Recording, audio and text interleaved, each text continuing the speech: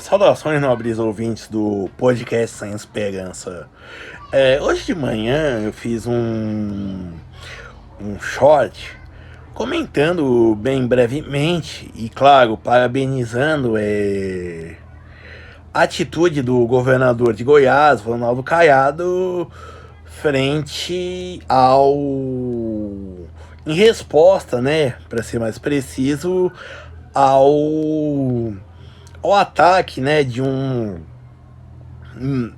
adolescente de 13 anos feito numa escola do interior de Goiás, né? Certo? E agora eu vou tentar me aprofundar um pouco mais nisso, né? E falar também um pouco sobre a questão da imprensa e das redes sociais sobre isso, tá? Então, né, roda a vinheta. É só isso, né? Que aqui não é nada de especial, tá? Bom, assim, o governador Ronaldo Caiado, né? Quando soube do ocorrido, né? Disse que ele mandou prender os pais. Isso foi uma força de expressão, né? Basicamente, o que ele mandou, ele usou da sua autoridade, né, de chefe da polícia civil e da polícia militar, né, para levar, né, os pais do pequeno delinquente, né, para para depor na delegacia, né? Certo? É assim, isso, como eu já disse em outros vídeos, é a atitude que, pelo menos ao meu ver, é correta, certo? É... E o que acontece? Ironicamente, é um contrassenso, assim, é uma coisa, de certa forma, digamos que no, como se diz, o Ronaldo Caiado dar essa ordem, né, de, de levarem os pais para prestar depoimento, digamos que num contexto de Brasil, é um bug na Matrix. E por quê? Bom, primeiro por dois motivos. É o seguinte, quando todas as soluções apontadas, pelo menos que eu vi pela imprensa, né, e das secretarias de segurança estaduais e municipais pelo Brasil, foram basicamente para fazer tirar ou deslocar policiais militares e guardas civis metropolitanos para as escolas, certo? É, basicamente pegar pessoas fardadas e armadas por dentro da escola. Ou então, em Santa Catarina, se não me engano, não me lembro se foi um projeto do prefeito da cidade que sofreu um atentado ou uma suspeita de atentado. Se não me engano, foi um. Pularam um muro, né? E um cara pulou o muro e matou 4 crianças, né? Ele disse que vai contratar segurança terceirizada armada também. Certo? E por que a atitude do Ronaldo Caiado é um bug na Matrix? Bom, primeiro porque todas as soluções apresentadas redundam numa coisa. Basicamente, o brasileiro pensando: ocorreu um problema. O que o governo vai fazer para resolver? Certo? Então, basicamente, se você for pensar, as escolas são, digamos assim, como se os pais abrissem mão do seu poder sobre os filhos ou deixassem guardados, né, um depósito dos seus filhos no edifício escolar e que alguém tem que zelar, no caso, uma escola pública, uma entidade, a polícia, né? E basicamente alguém tem que guardar, certo? E por que eu digo isso? Porque é um bug da Matrix? Porque assim, foi uma ação visando averiguar as omissões da família, certo? Por isso que é tão assim notória disso. E aí que fica interessante, porque foi um agente público que fez isso. E assim, e no caso, não é apenas um agente público. Não foram os órgãos competentes, por exemplo, a Polícia Civil por ela mesma, ou os órgãos da infância e juventude,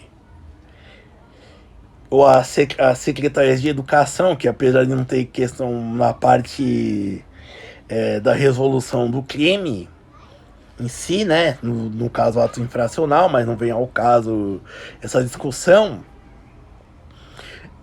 Ninguém se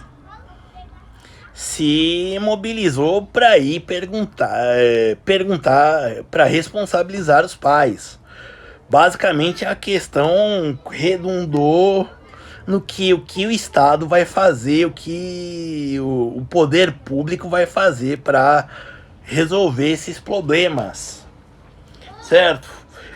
E um agente público agindo de modo, não vou dizer arbitrário, mas que de certa forma não é uma obrigação dele a cumprir, fez o que tinha que ser feito, que era levar os pais para averiguar possíveis omissões que levaram o adolescente a cometer o ato infracional, certo? E quando assim o fiquei também sabendo que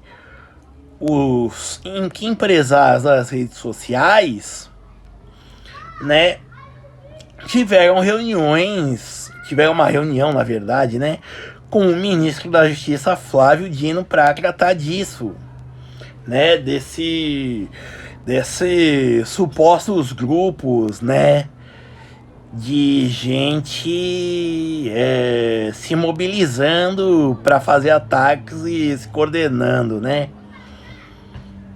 para fazer ataques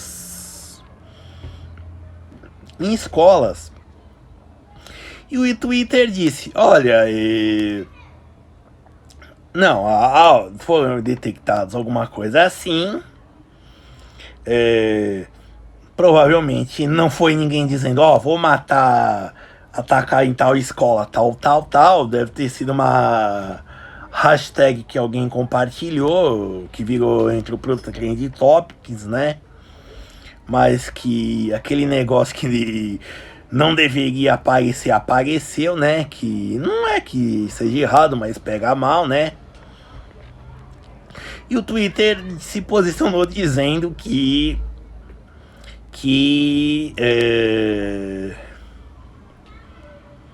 e o Twitter se posicionou dizendo que, olha, não é contra os nossos padrões de uso e por aí vai, né? E aí o Flávio Dino disse: mas os seus, como se diz, seus termos de conduta, né, no uso da plataforma não estão acima da Constituição e das leis, certo? Então, basicamente, o Twitter acabou por manter uma posição firme, não se curvar diante do governo, acabou dando um salvo-conduto para tornar as redes sociais criminalmente e civilmente responsáveis por isso, né? Certo? Bom, e assim, só pra voltar um pouco disso, assim, voltar às políticas públicas, um pouco anterior a isso, né? E antes dos ataques, o secretário de Educação aqui de São Paulo, Renato Feder, ele anunciou o Diário de Classe em um programa dizendo que o Diário de Classe para informar que os alunos estão faltando, né? Que se tem uma média de 80% apenas de presença dos alunos matriculados em cada turma. Certo. O sistema, eu vi o sistema, né? Até fiz um vídeo sobre isso, né? Não lembro qual mostrando um resultado parcial, né? Direto das primeiras semanas. Só que, assim, os coordenadores, os diretores e talvez os professores também já sabiam que tinha muitos alunos faltando, certo? Talvez não soubessem que fossem 20% de alunos faltantes, né? Um quinto, para tornar a coisa mais periclitante. Um quinto dos alunos não estavam comparecendo às aulas, certo? E assim, mas os diretores já sabiam dessa abstenção entre os alunos, certo? Que há essa abstenção. Então, assim, também entra redunda na mesma coisa. Querem que o Estado resolva os problemas que são da família. Porque, assim, obviamente não estou dizendo que o pai deva levar o filho pela mão até a porta da escola, né? Mas, assim, parece que eles querem que a gente casse os alunos e traga na escola no laço. Quando, na verdade, a gente vê que até uma atitude mais do caiado, que é ir atrás dos pais, dos responsáveis, na verdade, né? Certo? Porque, assim, às vezes tem realmente muitos casos, isso independente da escola, se é uma escola de plutocracia ou numa escola rural que tem só 2 salas, por exemplo, né? Tô exagerando, mas dá um exemplo esdrúxulo, aquelas escolas que a gente via em reportagem que são 2 turmas dividindo a mesma sala, né? E aí uma turma atrapalha a outra porque são matérias e conteúdos diferentes, né? E séries diferentes, né? Mas assim, tem que ser um pouco atrás dos responsáveis, né? É que nem, por exemplo, quando se organiza a reunião de final de ano, é a coisa que tem que fazer a matrícula para o ano seguinte, ou a rematrícula, né? Aí que a coisa fica penosa, né? Porque o que acontece? Às vezes tem muitos pais, por exemplo, que por exemplo, às vezes manda o irmão mais velho para assinar a rematrícula do irmão mais novo. E o pior de tudo, esse irmão mais velho, além de também ser aluno da escola e também precisar ser rematriculado, ele é de menor. Ou seja, mais uma vez, ele não pode responder pelo irmão mais novo, né? Ou então quando manda vizinho, manda tio, manda quando manda alguém que tá à disposição, né? Certo? É, então assim, ao invés de tentar catar os alunos no laço, eu acho que a gente devia correr atrás dos responsáveis no laço, né? E assim, e aí que tá também um dos bugs, digamos assim, na Matrix do Ronaldo Caiado. Porque assim, ele como homem público tomou uma atitude que, pelo menos na minha opinião, é a correta, né? De inquirir os pais, os responsáveis, né? Pela pessoa que perpetrou tal ato. Só que isso não é uma política pública, foi uma ação. Foi uma ação de contingência, né? Parece que isso daí foi algo. Uma ideia acendeu uma luz brilhante nele, né? Aquela lampadinha, né? Que nem nos desenhos, e ele teve esse insight de perguntar para os pais, né? Pelo menos. Certo? Bom, e assim, só para terminar, vem uma questão interessante. Assim,